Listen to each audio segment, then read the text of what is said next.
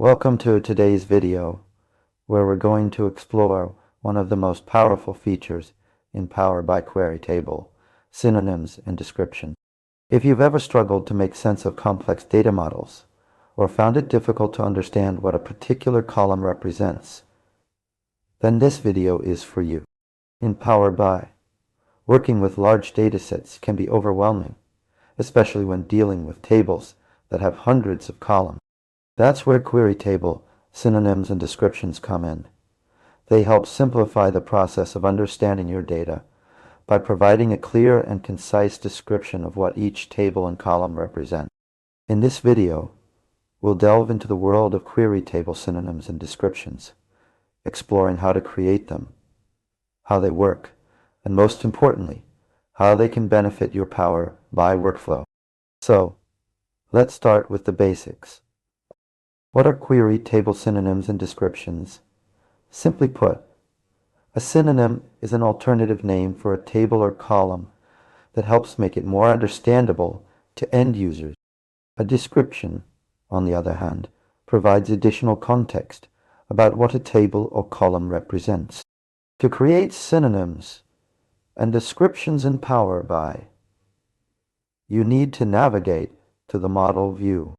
Once there, select the table you want to work with and click on the Table tab in the ribbon menu.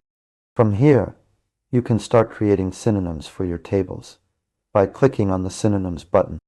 This will open a new pane where you can add alternative names for your tables. Creating descriptions works similarly. Select the column you want to describe, navigate to the Modeling tab, and click on the Description button. A new window will pop up where you can write a brief description of what that column represents. But why are these features so important? Well, synonyms and descriptions make it easier for users who aren't familiar with your data model to understand what each table and column represents. This is particularly useful when working in large teams or when sharing reports with stakeholders who may not be technical experts. Moreover, synonyms and descriptions can also help you document your data model as you go along. By providing clear and concise descriptions of each table and column, you're creating a knowledge base that can be referenced by anyone working on the project.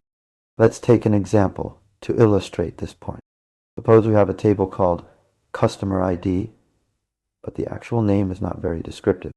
We could create a synonym for this table called Customer Information, which would give users a better idea of what data this table contains.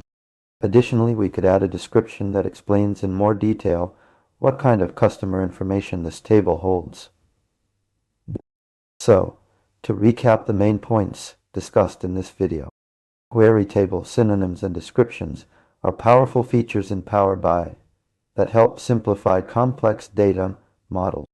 Synonyms provide alternative names for tables and columns, while descriptions offer additional context about what they represent. These features make it easier for non-technical users to understand your data model and can also serve as documentation for your project. That's all for today's video on query table, synonyms and descriptions in PowerBI. If you found this explanation helpful, be sure to like the video and subscribe to our channel for more content on PowerBI and other business intelligence tools. We'd love to hear from you. If you have any questions or topics you'd like us to cover next, please leave a comment below.